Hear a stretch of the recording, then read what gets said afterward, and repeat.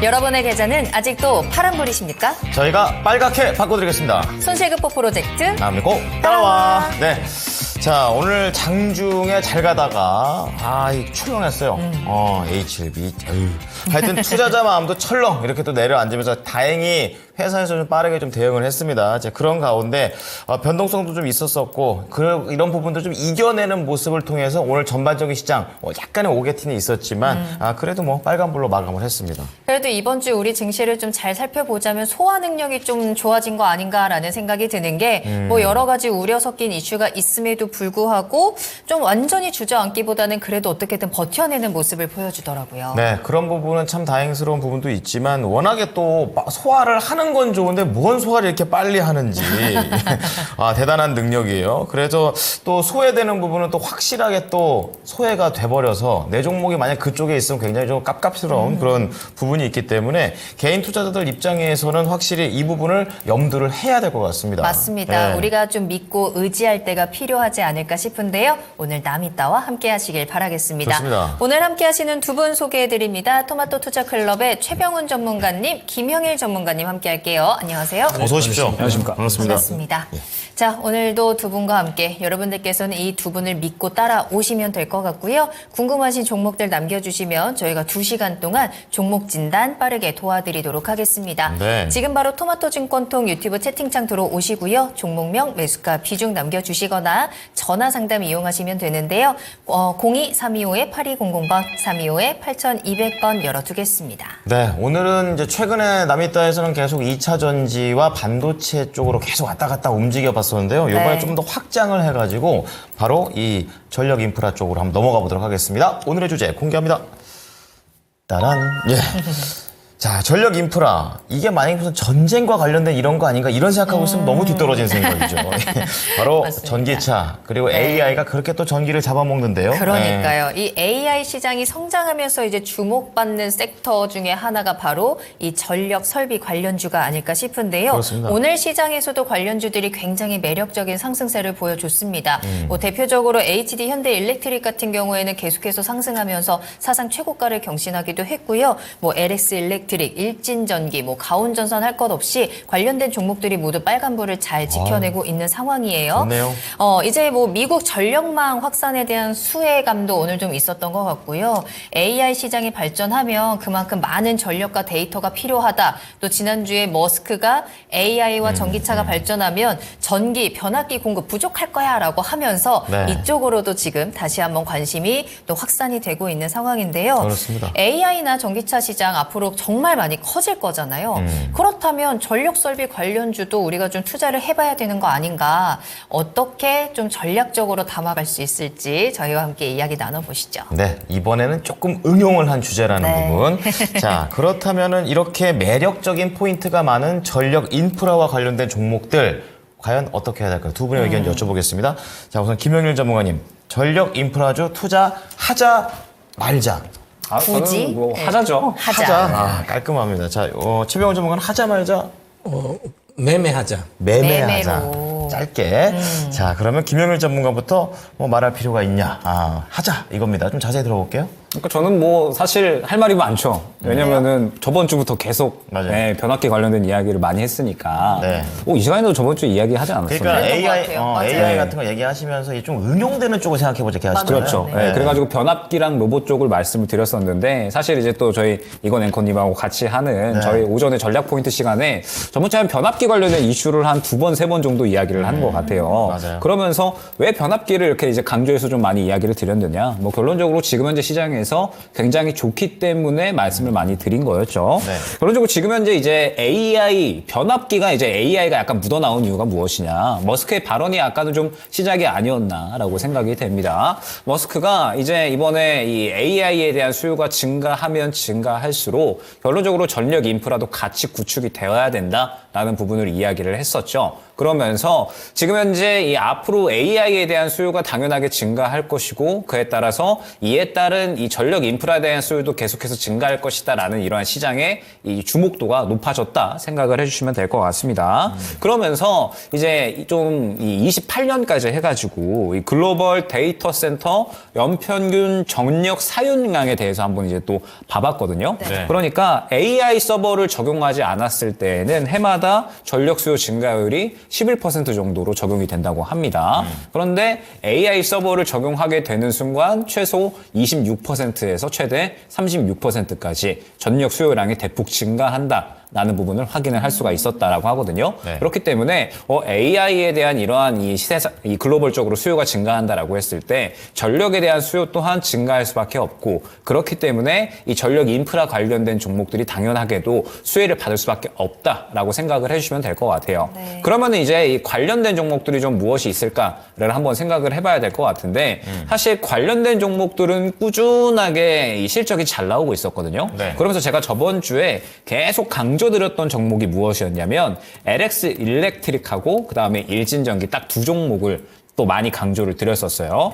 이 종목들을 보게 되면 쭉 이제 바닥권에서 있다가 한 번에 수급이 들어오면서 시장에 관심을 받아줬는데 사실 실적을 보게 되면 계속해서 이제 작년부터 견조하게 좋은 실적들의 흐름이 유지가 되고 있었습니다. 그런데 이번에 AI라는 키워드가 나오게 되면서 이제 성장성까지 같이 갖춰줬다라는 거예요. 네. 지금 시장에서는 AI라는 키워드가 가장 핫한 키워드라고 볼 수가 있을 것 같은데 결론적으로 지금 현재 이 변압기나 혹은 전력 인프라 관련된 종목들은 실적은 나오지만 무언가 시장에서 주목할 만한 키워드 혹은 성장성을 나타낼 만한 키워드가 부재했던 거였거든요. 그래서 관심도가 상대적으로 많이 떨어졌었는데 이번에 AI라는 키워드가 새롭게 형성이 되면서 이에 대해서 성장성까지 같이 가미가 되고 그러면서 시장에서 상당히 주목을 받고 있는 거거든요. 그렇기 때문에 사실 지금 상태에서 저는 뭐 꾸준하게 좋은 섹터군이다라는 부분을 말씀을 드릴 수가 있을 것 같은데 저번 주에 접근하셨다면 좋았겠죠. 저번 주에 접근을 하셨다면은 어느 정도 좋은 수익권으로 지금 유지가 되고 계실 것 같은데 사실 지금 현재 상태에서는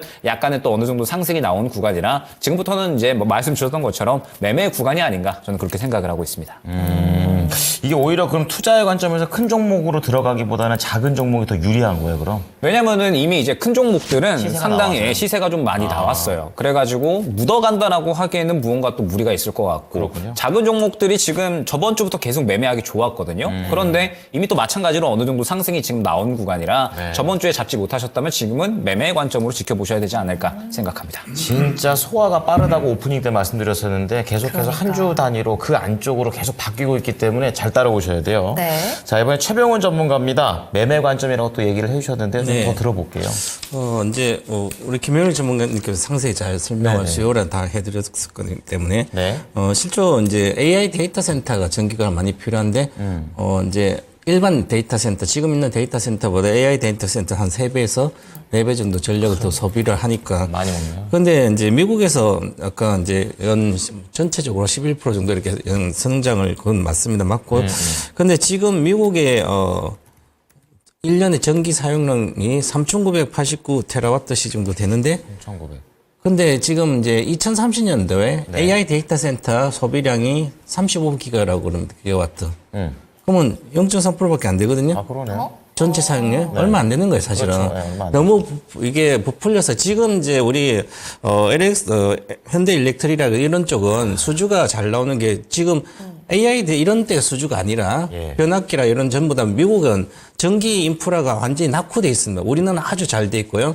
그리고 고압 이런 데는 아주 낮게 돼 있고 그래서 네. 전력 인프라가 후진국처럼 낮을 정도로 인프라 구축이 생각보다 그래서 바꿔야겠네요. 네. 과거에 트럼프가 됐을 때 이 전력 인프라 이런 쪽을 강화시키겠다. 그래가지고 한참 잠깐 떤 적이 있었어요. 트럼프가 2016년 11월 되고 워낙 낙후됐기 때문에 그래서 엄청난 돈을 투자해서 미국을 이제 전력 인프라만 적당히 우리나라 수준으로 깔면 몇 배 성장해야 되거든요. 그쪽 시장이. 네. 근데 사실 그 정도는 안 되고 늘 워낙 땅덩이 커서 그런지 빨리 못하고 조금씩 뭐 하고 또 그래서 지금은 고압이라든 이런 쪽이 이제 변압기라 이런 게 많이 들어가서 우리나라가 미국 가서 수주를 받아와서 이제 주가가 올라간 거고 외국인도 사고 그래서 우리나라 쪽은 실제로 성장을 못하니까 전력 이런 쪽은 변압기부터 예. 그래서 미국 가서 수주를 한 현대일렉트릭, 호성중공업 뭐 이렇게 LS 일렉트론 전부 다 미국 가서 수주를 해오고 있거든요. 그래서 우리나라 시장에서는 성장을 못 하는데 미국 가서 성장하니까 이제 주가가 보답을 해준 거죠. 그래서 이렇게 이제 우리나라가 이런 식품주라 그러면 2010년도 소비 시대에 중국이 막 소비가 시작했잖아요. 그죠? 그럼 오리오나 이런 게 성장을 못 해요. 우리나라 자체는 이미 다 찼기 때문에 그런 식품주들. 그래서 중국에 가니까 중국에서 많이 팔리니까 그 주식들이 많이 올라가 그런 개념을 이해를 하시면 될 것 같아요. 네. 지금은 이 데이터 센터 이제 머스크도 그랬지만 실제로는 크진 않아요. 그런데 지금은 이제 그보다 더 중요한 것은 이런 어떤 전기를 효율화 시켜야 되거든요.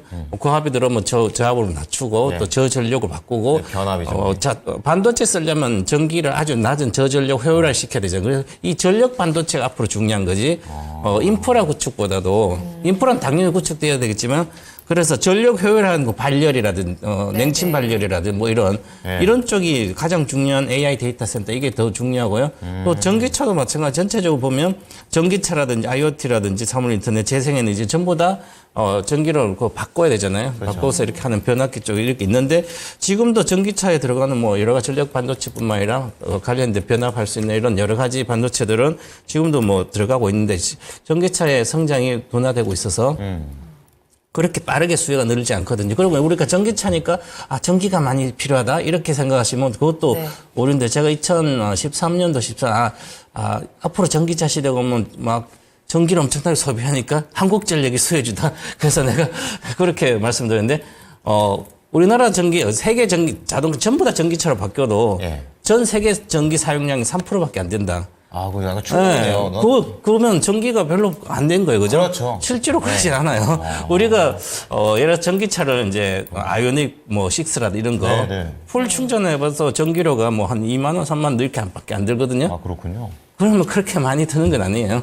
그래서 이제 생각보다 너무 이제 그 전기차 사물인터 이런 것보다도 이 전력 반도체 쪽으로 가야 된다. 그래서 이제 국가에서도 지금 얼마 전에 산업통상부장관에서 나온 화물 전력 반도체 기술 개발을 하라 그래서 돈을 이제 1,384억 정도 규모 정부에서 해서 이제 만들어서 이제 하거든. 이게 핵심이거든요, 앞으로.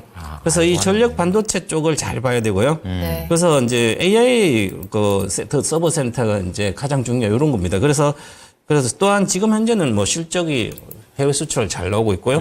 그다음 수요도 앞으로 좀 계속 10% 이렇게 성장을 하면 당연히 그래서 주식 올라간 거죠. 그래서 이러다가 이제 너무 주가는 이미 10배 왔어. 22년도 주가 대비해서. 뭐 현대일렉트릭 같으면 10배가 왔었거든요. 그래서 외국인들이 비중을 10% 현대일렉트릭 같으면 한 15%였다가 지금 25%가 늘렸어요. 그래서 실적 좋은 걸 미리 장악해 있다가 지금 이제 최근 이슈가 있으면 그냥 하루에 오늘도 크게 사서 띄우듯이 그러면 만약에 외국인들이 팔 지분을 줄이게 되면 또 반타작 나거든요. 그래서 그걸 외국인 지분이 어떻게 움직이는지 꼭 보고 이쪽은 투자를 해야 된다. 그래서 주가가 고공행전 중이기 때문에 매매를 위주로 해야지 투자해서 물린다고 계속 더 사고 이런 것보다는 매매 위주다. 이렇게 보고 있습니다. 이게 제가 옛날에 어떤 책에서 읽었었는데 모든 명제에서는 전제가 중요하다 이런 얘기가 있어요. 그러니까 똑똑해 보이네. 그렇습니다. 제가 한 게 아니고요. 0.3%밖에 안 되면 약간 매매를 말씀하신 이유를 그냥 한 방에 알았다. 좀 이런 생각이 좀 듭니다. 네. 예. 자, 그러면 지금 어쨌든 현재 투자자들 입장에서는 이걸 또 잘 또 연결을 또 해봐야 되는 부분이기 때문에 맞아요. 매매도 뭐 아무거나 고를 수 없지 않겠습니까? 그리고 어쨌든 예. 간에 AI 반도체 너무 많이 올라갔기 때문에 관련해서 이쪽으로 조금 관심을 가지시는 분들도 분명히 있을 것 그럼요. 같거든요. 예. 그럼에도 불구하고 우리가 좀 기회를 잡아볼 수 있는 종목들 어떤 게 있을까요? 일단은 사실 제가 봤었던 저번 주에 뭐 LS 일렉트릭이다. 뭐 그다음에 이제 일진전기, 뭐 그 외에도 뭐 광명전기, 그다음에 뭐 효성중공업 이런 종목들이 있어요. 그런데 제가 이제 저번 주에 사셨어야 된다라고 이제 말씀을 드리는 이유가 있죠. 예를 들어서 이제 LS 일렉트릭을 보면서 말씀을 한번 드려볼게요. 네. 제가 이제 저번 주에 말씀을 드렸었던 부분이 딱 요 정도 부분이었던 것 같아요. 그러면은 이제 수급이 바닥에서 한 차례 들어와 주면서 힘이 생겨났고 그에 따라서 시장에서 관심을 받아준 건데 오늘까지 왔을 때 지금 이제 LS 일렉트릭 같은 경우에는 보게 되면 약간의 이제 흐름 자체가 어느 정도 이 상승이 좀 나온 상황입니다. 그때 이제 단가 대비해서 한 10% 정도까지 벌써 상승이 나온 건데 그러면 이제 봤을 때 이제 슬슬 다음 매물 구간이 어디죠? 요 정도 구간이죠. 이 구간에 부딪히는 구간에 도달을 했어요. 그러면은 이제 현재 구간에서는 매물대를 뚫어줄 만한 급등이 나오느냐 혹은 그렇지 않느냐에 대한 분기점이 될 수가 있는 거거든요. 그렇기 때문에 일단 이 모멘텀 자체는 너무나도 훌륭합니다. 전력 인프라 뭐 계속해서 구축이 되어야 되고 지금 이제 실적도 견조하고 성장성에 대한 이런 기대감도 있는 상황인데 다만 매매 관점의 측면으로 봤을 때 저번 주에는 분명하게 접근하기 좋았었겠지만 이제 만약에 내일 접근을 한다라고 했을 때 약간은 부담스러운 위치다라는 거죠. 지금 현재 상태에서 매물대를 뚫어줘야지 더 강하게 가는 건데 보게 되면은 일전에 이 구간에서 상승이 나왔을 때 이때는 또 이제 2차 전지 관련된 이슈가 나와주면서 엄청나게 급등이 나왔었던 때예요. 즉 매물대가 굉장히 두터운 상황이기 때문에 이 구간을 소화를 못 해준다라고 한다면 그대로 또 눌리는 그림이 나오게 되는 거거든요. 근데 다른 종목들을 봤더니 거의 비슷한 그림이더라. 일진전기 같은 경우에도 최근에 수급이 잘 들어가주면서 상승이 나왔지만 이제 슬슬 전고점 구간인 계속해서 윗꼬리를 그렸던 구간에 지금 도달을 해버린 상황이고요. 그렇다고 다른 종목들 한번 묻어가 보자라고 생각을 했더니 효성중공업 같은 이러한 종목들 아예 신고가 가버렸죠. 그 다음에 뭐 HD 현대 일렉트릭 같은 경우에도 지금 사버리기에는 너무나도 부담스러운 신고가 위치에 있습니다. 그렇기 때문에 일단 관련주들의 흐름은 이제 이렇게 좀 새롭게 생겨났다. 이런 섹터군들이 시장에서 주목을 받고 있구나 정도로 생각을 한번 해보시면 좋을 것 같고 지금 약간 또 시장에서 파생되고 있는 것 같거든요. 원전 관련주들이 최근에 수주권들이 있기는 했지만 저는 그쪽보다는 지금 현재 이 글로벌적인 전력 수요에 대해서 시장에서 조금 더 관심을 받는다라고 생각을 했어요. 최근에 뭐 두산 에너빌리티나 혹은 우리기술 이러한 종목들이 지금 최근에 또 상당히 상승이 잘 나와줬거든요. 그래서 이쪽으로도 지금 약간 파생되고 있는 것 같으니까 한번 이쪽으로도 한번 봐보시면서 저는 지금 당장에 접근하기보다는 슬슬 매물대에 부딪힐 만한 구간이니까 이 구간을 소화해주는지 아니면 눌리는지를 보면서 약간의 매매 접근으로 어느 정도는 봐야 되지 않을까 생각이 됩니다. 네. 자, 김영일 전문가는 좀 더 파생되는 응용, 파생, 이런 단어들이 오늘 좀 많이 나오고 있습니다. 자, 그럼 최병훈 전문가께서는 탑픽 종목 3개 잡으시면요. 대다수 이제 지금 가고 있는 거 LS 일렉트릭과 현대 일렉트로닉 가장 잘 가고 있는데, 뭐 주도주는 현대 일렉트릭 1등주는 네. 그러고요. 강원 칩스가 전력 반도체 이제 범용 인공지능 삼성전자가 AGI 하는 거기에 디자인 솔루션은 1등 기업이기 때문에 네. 근데 이미 삼성이란 그것 때문에 주가가 많이 올라왔어요. 추가 상승 여력이 뭐 쉽진 않지만 나중에 그래도 관심은 가지고 있어야만 일단 그쪽 AIGI 디자인이 가장 중요하니까 네. 설계와 디자인 이쪽이 이제 강원 칩스다 이렇게 봐야 될 것 같고 지금 매매 시점 이런 거는 지금 신규 진입은 쉽진 않지만 나중에 관심은 갖고 있어야 된다 이렇게 보고 지금은 이제 가고 있는 현대 일렉트로닉 주가를 보면 22년도에 이게 있을 때 2만 원대 있을 때 이때 당시 이제 외국인 지분이 15%였어요. 네. 지금 25%까지 올라갔거든요. 많이 늘었네요. 그래서 이게 거의 저 밑에서 보시면 이제 22년도 저가가 15,000이거든요. 그럼 지금 13원가 10배 왔잖아요. 아, 그러네요. 엄청 왔어요. 근데 주로 올해 특히 올해 이제 여기 보시면 1월부터 7만 원대에서 13만 100% 왔거든요. 네. 요때 올 때 지분이 5% 늘었어요. 그래서 우리가 이제 주가를 예측할 때 일반적으로 외국인 지분 수급을 분석할 때 한 지분이 한 10% 있다가 이런 한 15% 올라가면 외국인들이 올라가면 거의 더블이 나요. 그럼 계산 거의 맞거든요. 네네. 그래서 이게 더블 이렇게 하면 10배가 하면 지분이 그래서 보시면 그전에도 이제 여기 있다가 여기 이제 8만 왔잖아요. 그 3만 원대 이렇게 있다가 또 늘어나고 해서 지금 계속 올라가서 지분이 많이 늘어가지고 15% 내에서 지금 25%니까 상당히 그러면 한 28% 정도까지 대다수 지분이 늘면 잘 안 늘더라고 외국인 지분이 이렇게 실적이 좋더라도. 3% 남았네요. 네, 그래서 이제 좋은 거고 그다음에 요즘은 이제 한미 반도체도 그렇지만 외국인들이 그냥 괜찮아 마음대로 사버리고 하루에 다 사버리듯이 사버려 확 올려버려요. 네. 거래실력. 그래도 잘 안 빠지거든요.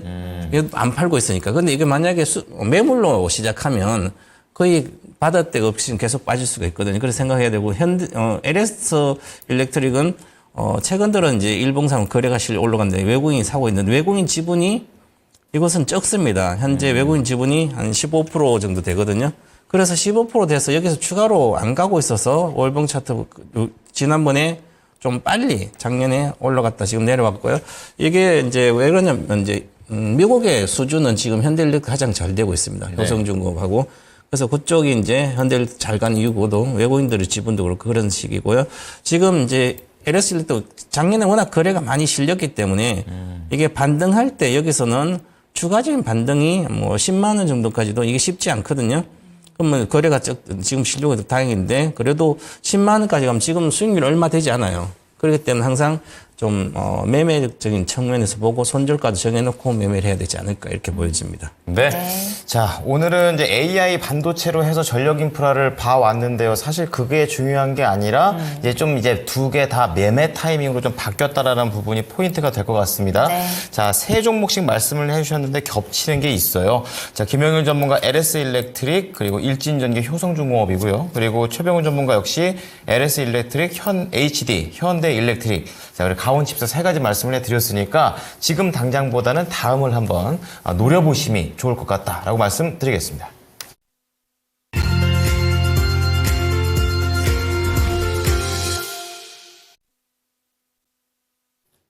네, 나만 믿고 따라와 스피드 종목 진단 시작하겠습니다. 종목명, 매수가, 비중, 또 어떤 게 궁금하신지 지금 바로 채팅창에 남겨주시고요. 매수 문의도 좋습니다. 전화 상담 가능합니다. 02-325-8200번, 325-8200번 지금 바로 전화 주시기 바랍니다. 네, 이게 지난주만 하더라도 계속 많이 붙었던 타이틀이 꿈의 배터리, 꿈의 배터리 이러면서 전고체 얘기했는데 네. 첫 번째 종목은 이걸로 가보겠습니다. 꿈의 반도체 이렇게 해가지고 바로 글래스 기판 쪽으로 연결이 되어 있는 YC캠 좀 볼 텐데요. 네. 자, 오늘도 푸른 하늘님께서 올려주신 종목이 되겠습니다. 매수하셨던 가격은 13,800원. 우선은 수익 축하드리고요. 딱 한 번 이제 갈 때 같이 가신 게 아닐까. 아니면 한참 전에 사셨다가 상당히 좀 긴 시간 고생을 하셨다. 두 가지 중에 하나일 것 같은데 20%의 비중을 담고 계시고 역시 아주 오래전부터 들고 있었다. 그래서 그렇기 때문에 이분은 지금보다 더 수익이 나기를 바라는 것 같습니다. 그러네요. 예, 오늘도 안 팔았는데 이거 잘했는지 모르겠습니다. 예, 최근에 또 외국인 좀 사는 것 같은데요. 이 YC캠 괜찮은 반도체 또 영역이기 때문에 알아보도록 하겠습니다. 자, 전문가님, 이 종목은 좀 계속 더 들고 가서 수익 좀 더 부풀려 볼까요? 아마 저라면은 오늘 매도를 하지 않았을까. 아, 그러세요? 네, 그러니까 조금은 반도체 중에서도 우리가 이제 묻어갈 수 있는 종목들이 있고 약간의 트레이딩을 좀 가미해서 해야 되는 종목들이 있잖아요. YC캠 같은 경우는 약간의 트레이딩이 가미되면 좋은 종목이다라고 생각을 하고 있어요. 왜 그러냐면 YC캠이 지금 당장에 실적이 엄청 잘 나오지는 않습니다. 적자가 지금 나오고 있는 기업인데 이번에 좋은 이슈가 하나 나와준 거죠. 말씀 주셨던 것처럼 삼성과 인텔이 차세대 기판, 지금 기판은 플라스틱으로 만드는데 네. 이제 차세대 기판은 유리 기판이라고 해가지고 말 그대로 이제 유리로 만드는 거죠. 그러면서 더 성능이 뛰어난 기판을 만드는 데 있어서 YC캠이 코팅제를 개발을 해요. 이제 이 유리에 들어가는 유리 코팅제를 또 개발을 하기 때문에 뭐 이 부분에 대해서 주목을 받았다 생각을 해주시면 될 것 같습니다. 그러면서 최근의 흐름을 보게 되면 결론적으로 YC캠 같은 경우에는 물량이 저점에서 굉장히 잘 들어가줬어요. 그러면서 힘이 생겨났고 오늘 상승이 나왔는데 오늘 상승이 나온 구간의 고점을 보게 되면 상장 초기까지 거슬러 갔을 때 전체적으로 상장 초기의 물량은 오늘 완전히 소화해내지 못하고 결론적으로는 차익 실현이 나와버렸구나 라고 저는 해석을 했거든요. 오늘의 움직임을. 그러면 결국에는 이제 다시 한번 재상승이 나오려면 지금 상황에서 앞선 구간의 물량이 더 빠지지 않은 상태에서 현재 구간을 지지해주고 다시 한번 상승이 나와주면서 이 고점 구간 18,000원 정도 구간이 될 겁니다. 이 구간을 뚫어줘야지 결론적으로는 또 신고가를 써내려갈 수가 있다라고 생각이 됩니다. 그런데 말씀드렸듯이 실적이 현재 뛰어난 상태에서 YC캠이 성장성까지 같이 가미해서 상승이 나온 게 아니라 지금은 실적이 전체적으로 안 좋은 상황에서 이 유리 코팅제라는 모멘텀이 작용을 하고 그에 따라서 지금 급등이 나온 거거든요. 그러면 이제 이 이슈가 어느 정도 힘이 살짝 다해버린다라고 했을 때에는 순식간에 또 차익 실현이 나올 수가 있는 거겠죠. 최근에 시장에서 2차 전지에서 전고체 배터리 관련된 종목들이 상당히 상승이 잘 나오고 있는데 최근에는 이제 전고체 배터리가 계속해서 이제 개발 속도를 좀 빠르게 진행을 한다라는 이야기가 나오고 있지만 사실 작년이나 재작년까지만 해도 계속해서 이제 시장에서 이야기는 나왔었지만 너무 먼 미래의 이야기다. 라는 이러한 이야기들이 나오면서 사실 피레침 형태의 상승이 자주 나왔었던 종목군들이었어요. 그렇기 때문에 YC캠 같은 경우에도 그러한 가능성을 배제를 할 수는 없다라는 거겠죠. 그래서 지금은 일단은 매매적인 측면으로 진행을 한번 해보시면 좋을 것 같고 일단 1차 목표가는 18,000원 안내 드리겠습니다. 그 구간, 매물 구간 뚫어줘야지 추가적인 상승이 가능하다라는 점 생각을 해주시면 좋을 것 같고 어찌됐든 수익 중이시기 때문에 뭐 지금 현재 상태에서 뭐 크게 이 문제 될 것은 없을 것으로 보여져요. 지금 상태에서 추세가 또 완전히 깨진 건 아니기 때문에 일단 지금 상황에서 저는 한 15,000원 정도까지는 무난하게 지켜보셔도 되지 않을까 생각이 됩니다. 15,000원 정도에서 혹시나 이탈을 하게 되면 추세가 살짝 깨질 수 있는 위험도가 있기 때문에 네. 15,000원 정도까지 지켜보시고 구간 이탈하면 차익 실현. 현재 구간에서 반등 나와주면서 다시 한번 신고가 뚫어주려는 노력을 한다. 그러면은 이 저항 구간 뚫어줘야 되는 거니까 1차 목표가 18,000원 뚫어주면 수익 극대화 안내드리도록 하겠습니다. 네, 오늘 장중에 도달했던 금액이 17,640원인데 거의 네. 고가 수준인 것 같습니다. 뚫어내는지 체크하시면서 목표가 18,000원, 손절가 15,000원입니다. 네, 다음 상담은 태백 주목나무님의 종목으로 보겠습니다. 네. 두산이고요. 85,000원에 10% 가지고 계세요. 지금 수익 잘 보고 계시죠? 지난주부터 좀 급등세가 나오면서 수익을 조금씩 더 채워가고 계시는데요. 언제 매도를 해야 되는지가 고민이다라고 하십니다. 두산은 오늘은 11% 급등을 했고 뭐 자사주 매입에 대한 뭐 이슈도 좀 있었네요. 앞으로 어디까지 볼 수 있을지 우리 시청자님께서는 신고가까지는 들고 있고 싶다. 한 16만 원 이상 바라보고 계시는 것 같거든요. 최병훈 전문가님, 두산 어디까지 목표가 잡을까요? 네, 일단은 잘 가고 있으니까 다음 주 정도에 매도하면 될 것 같습니다. 네. 과거에 이렇게 지금은 두산이 뭐 회장이 지분을 좀 매집하고 있고요. 뭐 크진 않지만 그리고 두산 에너빌리티 수주도 하고 그다음에 이제 AI 가습기 쪽에 이제 사업이 좀 다 나아질 걸로 보여요. 그래서 전반적으로 좀 좋아진 모멘텀이 있어서 그래서 주가는 기본적으로 16만 6천원인데 최근에 작년도 저가가 7만 2천이기 때문에 16만 6천 원은 돌파를 하지는 못하지 않을까 하는 생각이 있는데요. 일단은 관련된 기업 자회사들이 뭐 실적이 괜찮으니까 네. 그래도 한번 뭐 도전은 하지 않을까 봐서 다음 주 정도에 반전 시 저는 14만 5천 원 정도를 목표가 드리겠습니다. 14만 5천 원 목표가 드리고요. 네. 지금부터는 전고점 이 16만 6천 원 돌파할지 여부를 별로 중요하지 않습니다. 이걸 바라다가 하기 때문에. 근데 가는 주식이 그러면 손절선 이런 게 제일 중요하거든요. 가다가 지지선. 지지선은 단기적으로 뭐 60분 보시면 12만 2천 원인데 종가로 한 12만 원을 지켜주면 네. 문제가 없지 않을까. 그러면 종가로 지켜서 계속 이제 62평선을 본다는 것은 60분봉을 본다는 것은 일주일 정도의 주가를 예측해서 60분봉을 보면 지지선 알 수가 있거든요. 그래서 지금은 이제 이게 12만 2천 원이에요. 그래서 12만 원 드리고요. 그다음에 과거에 이렇게 주식을 거래가 이렇게 실려고 맨날 빠졌는데 작제도 있고 그런데 과거에 이렇게 보시면 주식이 갈 때 이 회사는 한 3주 정도 가고 잘 안 가더라고요. 특이성이. 그러면 장대 양봉이 지금 이번 주니까 다음 주 정도 이 고점 돌파 시도를 하면서 시세가 일단락 될 걸로 보입니다. 그래서 14만 5천 원 목표가 드리고 매도 의견 드리겠습니다. 반등 시. 네, 두산은요 다음 주가 굉장히 중요한 타이밍이 될 것 같고요. 일단 잘 가고 있으니까 지켜보시다가 다음 주 고점 돌파하는 시기에 수익을 좀 극대화하면서 나오시면 될 것 같습니다. 네. 일단 12만 원 선이 지켜진다면 보유하시고요. 14만 5천 원 정도를 1차적인 목표가 전해드렸으니까요. 참고해 보시기 바랍니다. 네, 다음은 오전과 오후에 얼굴이 완전히 달라져 버린 종목을 보겠습니다. 또 대표적인 PCB 이수페타시스가 되겠는데요. 이부님께서 올려주신 종목입니다. 초반에 좋았어요. 근데 이게 몇 시죠? 11시에서 딱 진짜 12시 딱 넘어가자마자 하락으로 전환된 다음에 계속해서 장 마칠 때까지 부진한 모습을 보였습니다. 오늘 무려 5.3%나 밀리면서 지금 손실이 그냥 나버린 상태입니다.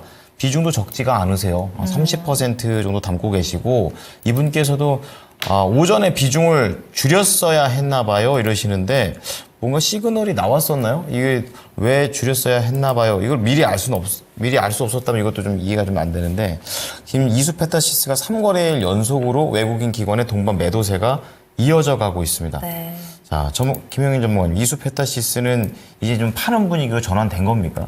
그러니까 이제 이수페타시스도 매매적인 측면이 좀 가미가 됐다면 어땠을까라는 아쉬움이 있어요. 네. 그러니까 제가 저번 주 같은 경우에 반도체를 슬슬 약간은 조심하셔야 된다라는 부분을 하나 쓰셨죠. 많이 강조를 드렸었죠. 엔비디아가 지금 뭐 어제 다시 한번 상승이 나오기는 했는데 이제 $1,000가 계속 분기점으로 이야기가 나오고 있거든요. $1,000는 갈 테지만 그 구간에서 힘을 더 써주지 못한다면은 눌리는 구간이 올 수가 있다. 이러한 이야기들이 나왔고 그러면서 최근 이틀 동안에 연속적으로 이제 10%가 넘는 하락이 나왔다가 어제 또 바로 또 급등이 나와버렸거든요. 그래서 계속해서 이제 왔다 갔다 하는 구간에 도달을 한 거고 우리 시장 같은 경우에도 지금 보게 되면 코스피가 딱 2,700선에 꽉 막혀 있어요. 그래서 사실 2,700선을 뚫고 가져야지 상승이 더 나올 수가 있는 건데 지금 너무 꽉 막혀가지고 뚫어주려는 시도를 지금 지난 1년 동안 계속해서 해주고 있는데 못 뚫어주고 있거든요.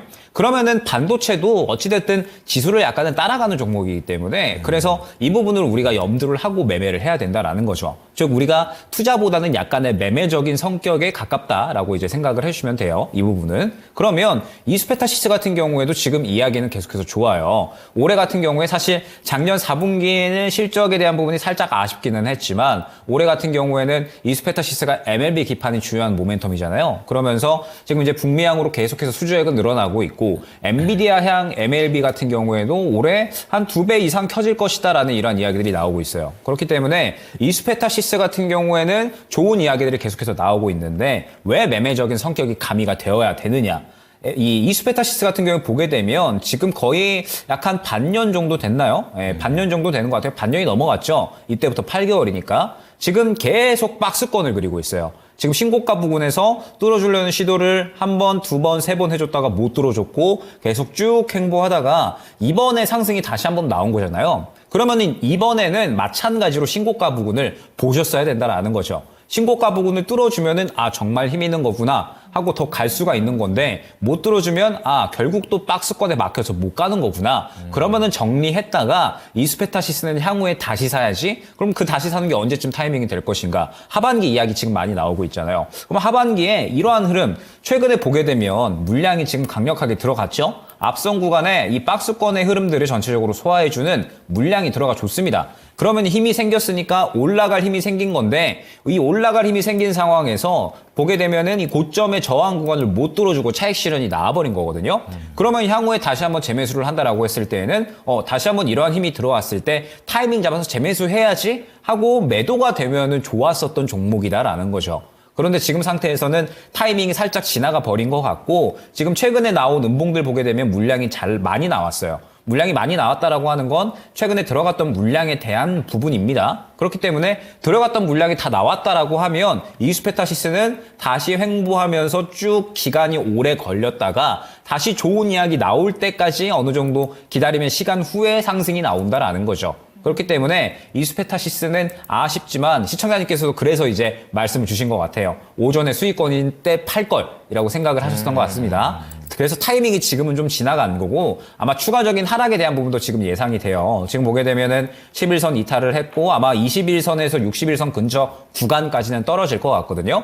떨어졌다가 다시 바로 반등이 나오면은 문제가 안 되는 건데 이수페타시스는 한번 떨어지면 덩치가 워낙에 크기 때문에 사실 물량 들어올 때까지 언제까지 횡보를 할지는 알 수가 없습니다. 그렇기 때문에 시청자님께서 생각을 또 해 주셔야죠. 지금 상태에서 만약에 내일 추가적으로 하락을 한다라고 했을 때 몇 개월의 시간이 필요할 수가 있어요. 그러면은 기회비용을 생각을 하셔서 비중이 좀 크시니까 다른 종목으로 수익을 챙기기에도 지금은 좋은 종목들이 저는 많이 보이거든요. 그래서 나는 그냥 다른 종목으로 수익 챙길래 라고 하시면은 정리하시는 거 무방하고요. 나는 그렇지 않고 그냥 좀 기다렸다가 그게 또 이제 몇 개월이 될 수 있겠지만 어느 정도 기다렸다가 향후에 다시 한번 타이밍 왔을 때 이때 추가 매수 해버리면 오히려 수익을 볼 수 있는 거니까 그 타이밍을 한번 노려볼까라고 생각을 하시면은 어느 정도 기다리셔도 무방하다라고 생각을 하고 있습니다. 결론적으로는 기회비용에 대한 부분이 될 것 같으니까 시청자님께서 선택을 하시면 되지 않을까 생각이 됩니다. 그럼 추가 매수 타이밍은 한 2만 원대까지 내려와야지 추가 매수하는 겁니까? 일단은 지금 상태에서 이제 한 3만 원 초중반대 정도까지는 하락을 할 것 같아요. 그런데 만약 이 정도 구간까지 왔을 때 결론적으로 다시 한번 좋은 이야기가 나와줘야 되는데 그 좋은 이야기가 당장 다음 주, 뭐 다음 달 혹은 하반기까지 요거는 좀 봐야 된다라는 거죠. 그렇군요. 이스페타시스가 결국에는 이제 이 상승이 나오기까지 한 7개월 정도가 걸렸으니까. 그리고 지금 이스페타시스가 올해 좋은 이야기 나오고 있기는 한데 결론적으로 이제 투자에 추가적으로 이제 시설을 투자한 부분들 그러면서 다시 수주권들이 늘어나는 부분들이 반영이 되어야 되거든요. 그러면은 지금 상태에서 하반기까지 넘어가야 될 수도 있어요. 그래서 단순히 그냥 또 지지받는다고 매매하지 마시고 확실하게 타이밍이 왔을 때 올라갈 수 있을 만한 수급이 들어갔을 때 추가 매수를 준비해 주시면 좋지 않을까 저는 그렇게 생각합니다. 네. 두 가지 얘기를 해주셨지만 거의 해칭 전략이 더 유리하다라고 얘기를 해주십니다. 웬만하면 손실 적으실 때 나오셔가지고 다른 수익이 날 수 있는 부분으로 한번 갈아타 보시는 것을 권유드립니다. 네. 최근에 시장에서 뭐 AI 반도체, 2차 전지, 그리고 제약 바이오 좀 강했는데요. 또 그 뒤에서 소리 없이 계속해서 꾸준히 강했던 섹터가 있잖아요. 방산주인데. 그렇습니다. 직장인 가브리엘 님께서 방산주의 대표인 한화 에어로스페이스 매수하고 싶습니다. 매수 문의 주셨거든요. 많이 좀 늦은 것 같지만 지금이라도 사면 수익이 가능할지 궁금하다라고 신청을 해 주셨어요. 뭐 한화 에어로스페이스에 대해서 좀 긍정적인 전망들을 좀 체크하고 계시는 것 같은데요. 하나 에어로스페이스는 많이 올라왔고요. 21만 원 찍고 지난주부터는 좀 꺾였습니다. 하락세 계속해서 나오고 있는 상황인데 매수를 해도 괜찮은 건지 좀 궁금하네요. 방산주에 대해서는 계속해서 좀 긍정적으로 보셨잖아요. 하나 에어로스페이스 지금 매수 타이밍 괜찮아요? 지금 사시면 손절해야 됩니다. 손절선 지켜놓고. 물론 더 갈 수는 있습니다. 그래서 네. 제가 지난번에 한 24만 원 정도를 목표가를 드린 적이 있는데, 이게 이렇게 제가, 주가를 이렇게 보면, 네. 18년도 기준으로 10배가 왔어요, 주가가. 그리고 이제, 22년도 전쟁이 시작됐으니까, 네. 그때보다 5배가 왔는데, 실제 그만큼 좋은 거죠. 뭐, 장갑차 자주포부터 항공기엔진 뭐, 이렇게 해서, 수주를 전쟁 관련된 있으니까 북극 수주를 많이 하면서 당연히 실적이 좋고 그래서 외국인이 주도하고 있는데 그래서 이제 우리가 계속 보다가 이런 주식 한번 사서 만약에 4, 5만 원, 7, 8만 사가지고 먹으면 지지선만 고쳐서 계속 돌고 가는 게 가장 좋은데 지금 만약에 계속 좋으니까 하나가 미는 것 같다? 지금 하나가 지금 밉니까? 10년 전부터 밀었는데요. 방산은 원래 방산이잖아요. 그죠? 그럼 2018년, 19년 바닥 있을 때 네. 앞으로 이렇게 보호무역주도 되고 앞으로 뭐 여러 가지 이런 이슈가 이 회사 클 것 같다면 그러면 그때 2, 3만 원대 이렇게 사놓고 있으면 그 10배 오잖아요. 5년만 기다려도 네. 그죠. 그렇게 해서 생각해야 되는 지금 이게 바로 호모 정오처럼 내가 보는 주식이 못 샀는데 지금 최근에 조정받고 있어요. 이렇게. 그러니까. 조정받고 있으니까 거래가 실리고 나서 기본적으로 이렇게 거래가 이렇게 많이 실리고 나서 조정을 지금 박스권 하단에 오늘 무너졌어요. 이틀 동안 지금 상당 무너졌기 때문에 조정이 들어갔습니다. 들어갔는데 외국인이 그냥 질렀기 때문에 외국인이 지금 팔지는 않고 있어요. 그럼 팔지는 않고 있기 때문에 반등을 또 주겠다 외국인 사면. 그러면 외국인도 팔 시점을 노리는데 장기적으로 보더라도 이 주식은 월봉 차트를 보시면 지금 가일권이 지금 못 들어가고 있습니다. 여기서 가일권 못 들어가고 있는 상태에서 음봉을 준다면 이것은 거의 고점입니다. 왜냐하면 과거에 보시면 우리가 포스코홀딩스의 사람들이 막 매로돼 있을 때 거래하시려고 보면 그 다음에 음봉을 주면 급등할 때 항상 월봉으로 대폭등할 때 팔 생각을 해야 되는 거죠. 밑에 있는 분들은. 그런데 보면 주봉 차트도 보면 이 거래가 실리고 나서 그 다음에 이렇게 음봉을 주면 이 지지선을 반드시 지켜줘야 하는데 지키지 못하면 깨져가 지금까지 못 가잖아요. 이게 58만 원이거든요. 60만 원 깨지고 58만 원. 그것처럼 이것도 마찬가지 하나 에어로스페이스 주봉 차트를 보시면 거래가 실렸고 반드시 지켜줘야 됩니다. 이 주식은 12평선도 지켜줘야 되고 주봉선으로 12평선이 15만 5천인데요. 네. 그 정도까지 안 내려가 5일선만 보더라도 거의 17만 원 정도 지켜주면 다시 17만 원대 사서 외국인 안판상 사면 한 10% 20% 나올 수 있지만 하락률 즉 손실률이 거의 20, 30% 되면 내가 수익률은 그 2배가 돼야 되는데 그게 지금 안 나오기 때문에 매수를 하면 안 된다는 개념입니다. 저는 뭐 집중 투자해서 그런 게 아니라 기술적 짧게 뭐 비중 적게 사도 지금은 좀 위험한 구간에 이렇게 말씀드리겠습니다. 네. 하나 에어로스페이스는 지금 고점까지 거의 다 다다랐다라는 시그널이 좀 보여지는 것 같고요. 따라서 지금 들어가기에 좀 리스크가 있겠습니다. 17만 원이 지켜진다면 반등은 가능하겠지만 수익률에는 제한적일 수도 있고 리스크 관리도 필요하기 때문에 매수에 대해서는 보류 의견 주셨으니까요. 다른 종목으로 또 수익을 챙겨보시기를 권해드리겠습니다. 네, 다음 종목은 오늘 굉장히 폭발력 있는 상승세를 네. 보여줬던 신성이엔지입니다. 산들바라님께서 되게 오랫동안 들고 계셨던 종목이기도 한데요. 2,594원에 매수를 하셨고 오늘 5%입니다. 한참이라서 한 5, 6개월, 한 반년 들고 계신 것 같아요. 그런 상황에서 수익을 낼 수 있을까?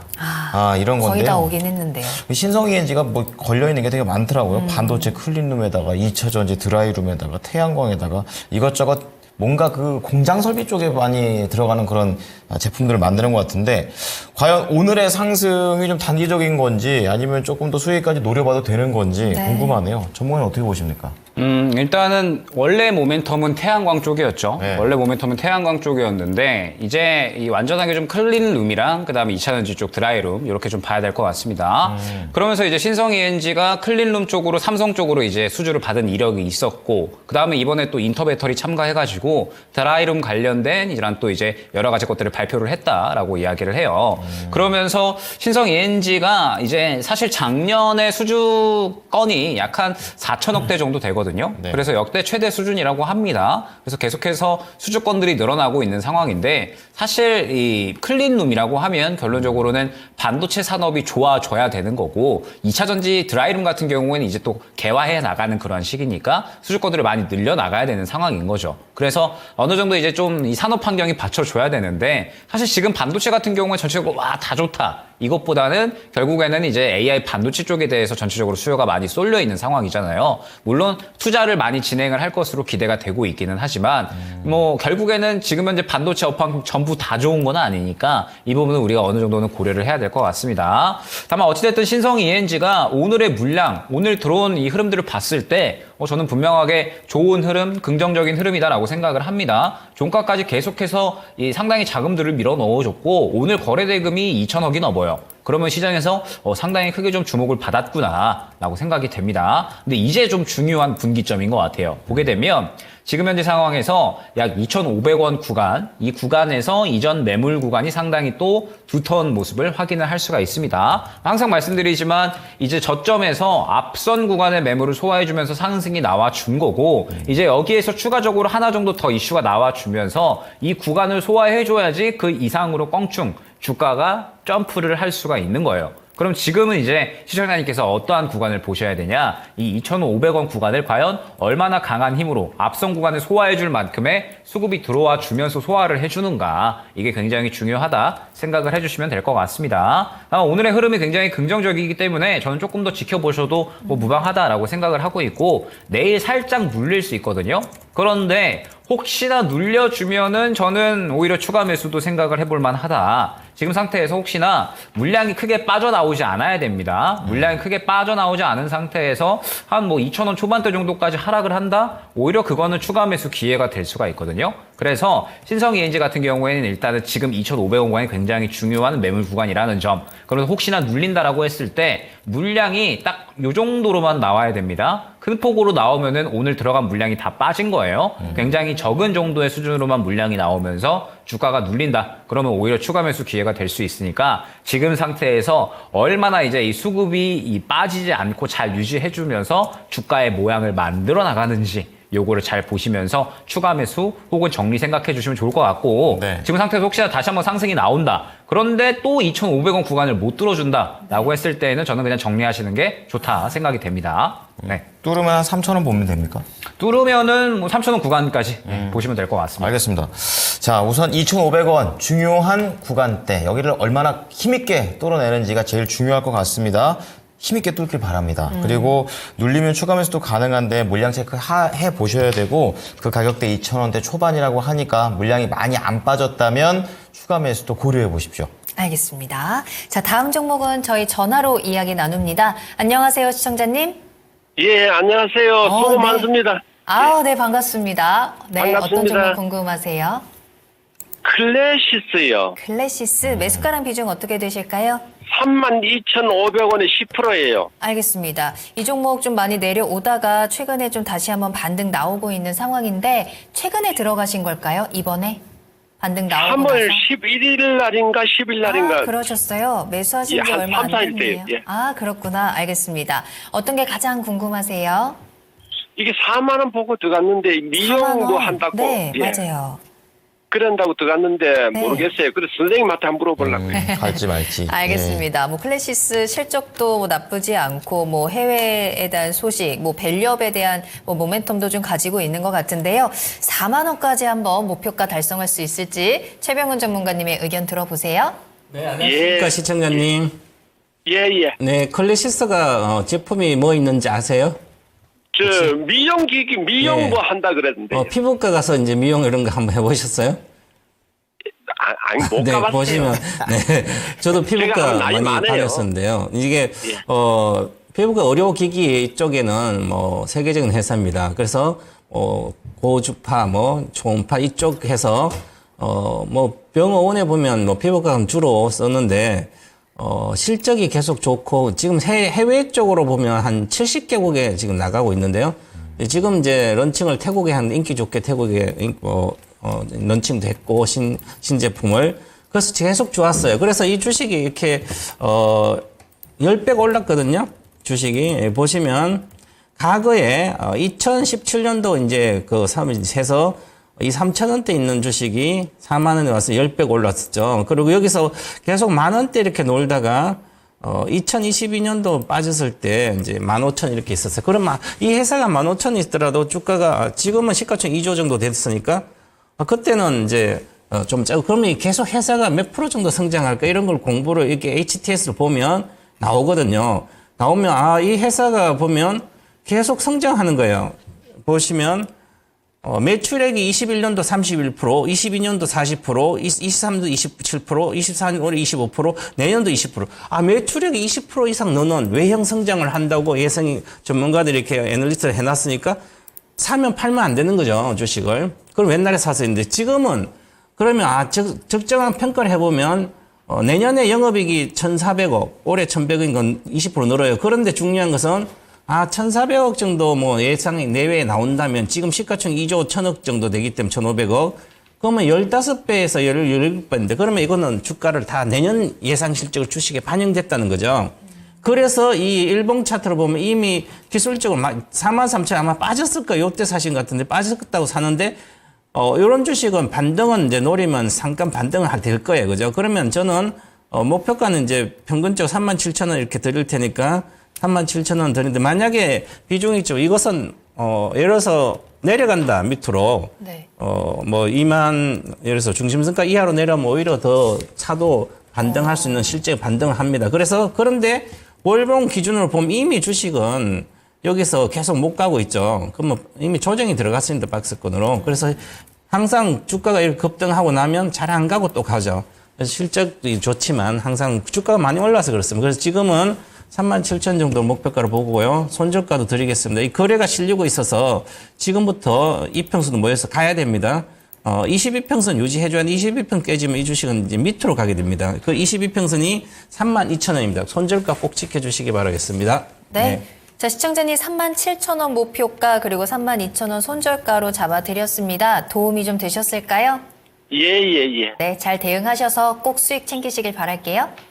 예, 선생님 말씀 명심할게요. 네, 잘 따라와 주세요. 감사합니다. 예, 네. 감사합니다. 네, 클래시스 진단 도와드렸습니다. 네, 자 이번에는 전화 한번 더 받아보겠습니다. 네. 자 시청자님 안녕하세요.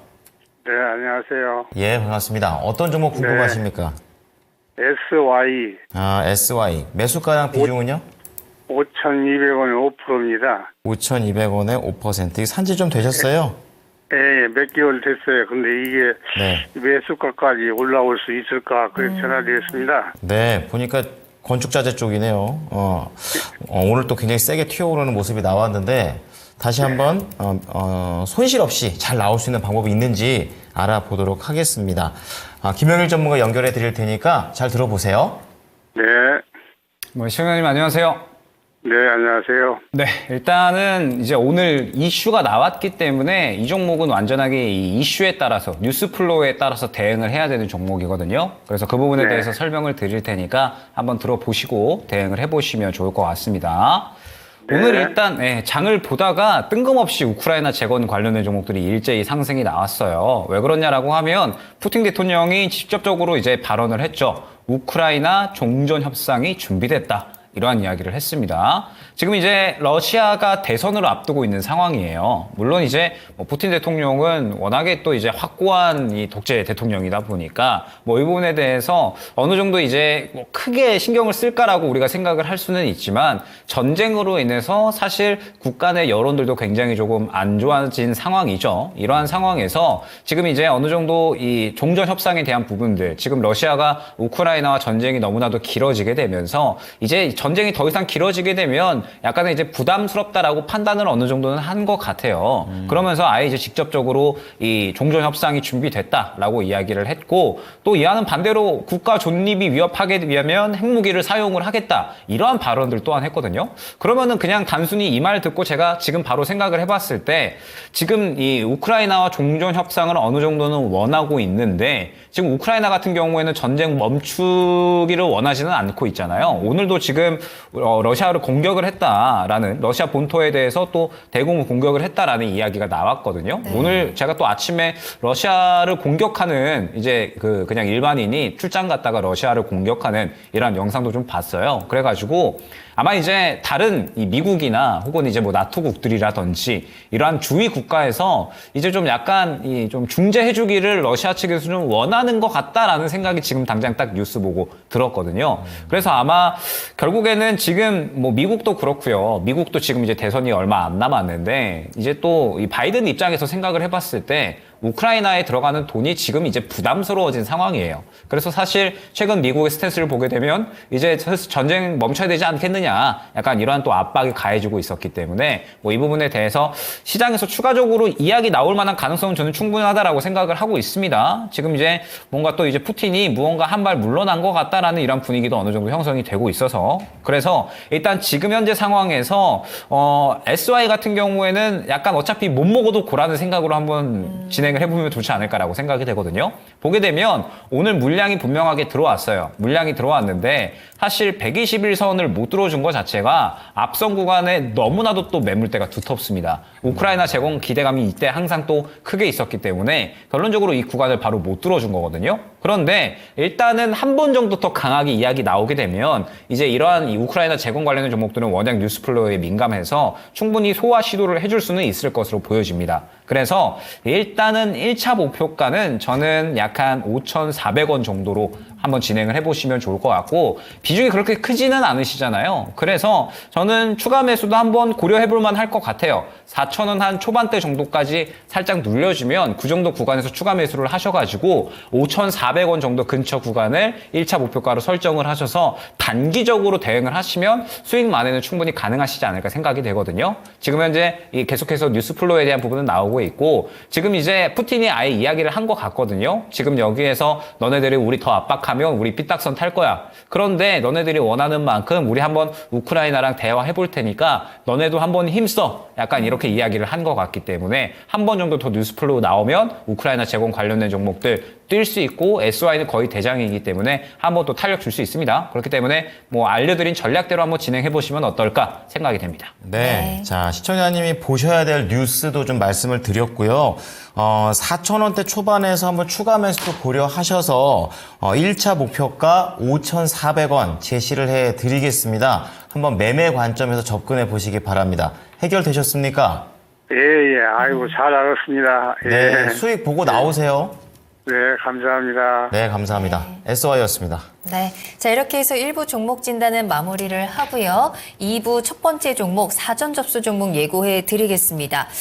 이 종목은요, SNS텍이라는 종목을 살펴볼 건데요. 네. 일단 시청자님도 수익을 잘 보고 계시는 상황이고, 최근에 조금씩 꿈틀거리면서 다시 한번 급등을 하는 모습들을 보여주고는 있는데, 그렇죠. 과연 위쪽으로 얼마나 더 열려 있는 것인가, 이 부분을 우리가 쉽게 판단하기에는 조금 어렵기는 한 것 같아요. 그렇습니다. 네. 그래서 그래서 이 종목에 대해서 우리 사전 접수 종목뿐만 아니라 박정숙님께서 이 종목 신청해 주셨는데 2부 첫 번째 종목으로 두 분의 이야기 모두 들을 수 있으니까요. 함께 해주시면 되겠습니다. 자, 1부 여기까지 하겠고요. 잠시 쉬었다가 저희는 2부에서 돌아오도록 하겠습니다. 계속해서 나만 믿고 따라와.